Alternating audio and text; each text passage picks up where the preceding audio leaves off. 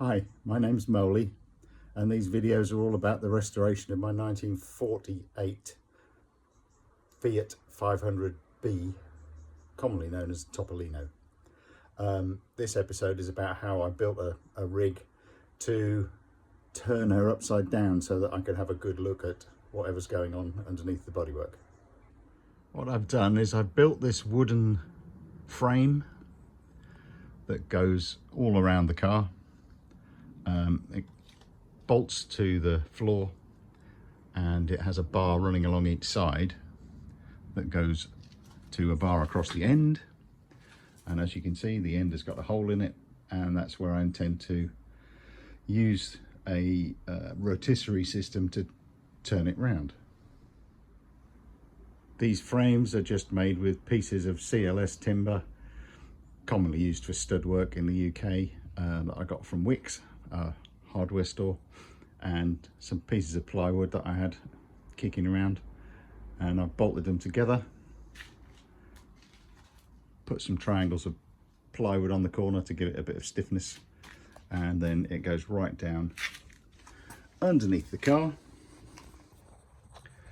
And what I've done underneath that you can see is I've blocked it up a little bit on some blocks so that it clears the ridge at the bottom of the car, and then it's bolted through in various places through the holes where it would normally be bolted to the chassis.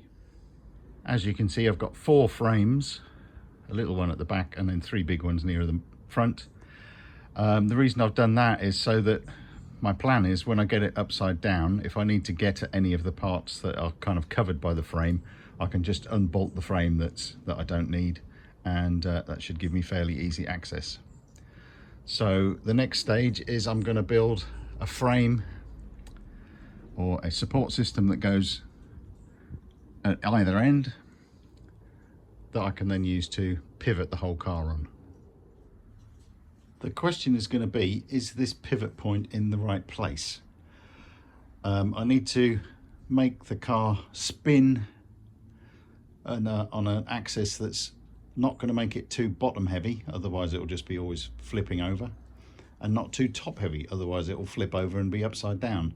So it might be a bit of trial and error to get this in the right place, but of course the advantage of using wood for doing this frame is that I can just unscrew a few things, move them around, unscrew them back together again and give it another go. This is the pivot I've made for one end, and you can see it's just a basic wooden frame, a bit of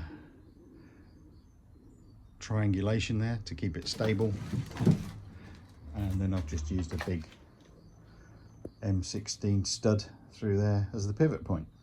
Okay, here we go, the moment of truth. I'm going to take away some blocks underneath and see if I can turn her over.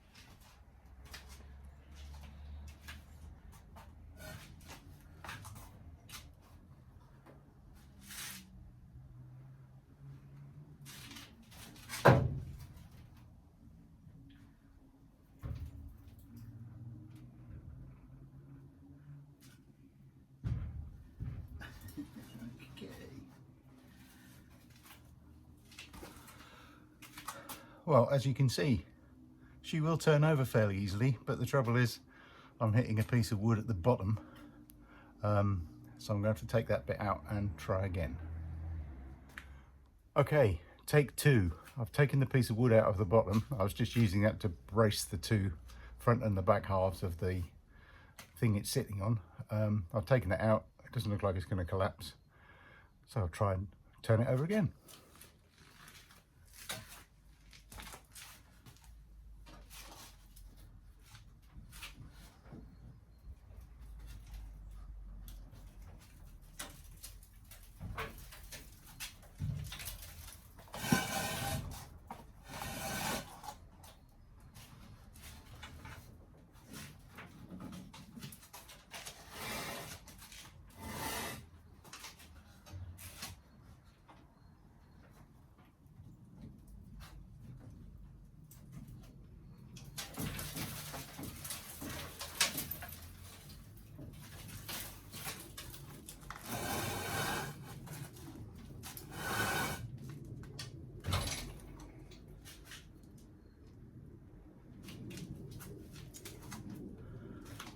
Okay, there we go then. It's upside down, or at least it's on its side so I can get at the bottom.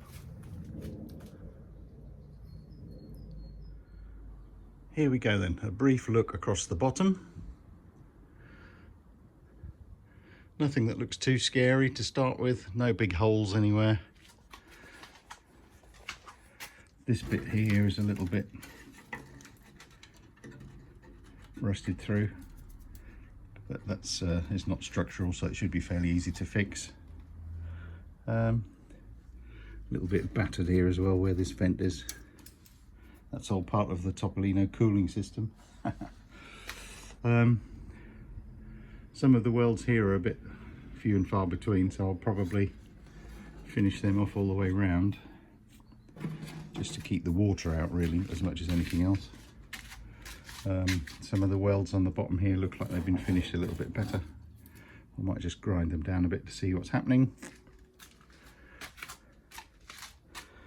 Other than that, a lot of rust obviously, but nothing insurmountable, I don't think.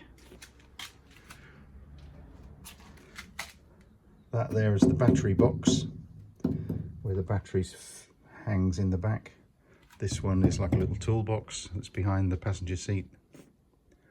There's a few little hidden cavities here and there, but hopefully I can do something with those just to keep the water out. But on the whole, not too bad. That's now got the Topolino onto her side, so I can have a good look at the bottom. The frame that I made might look a bit hilarious, but it worked first time, which is pretty good. I'm very pleased with that, and I can crack on with the next stage. Thank you very much for watching. Hope to see you in the next one. Bye.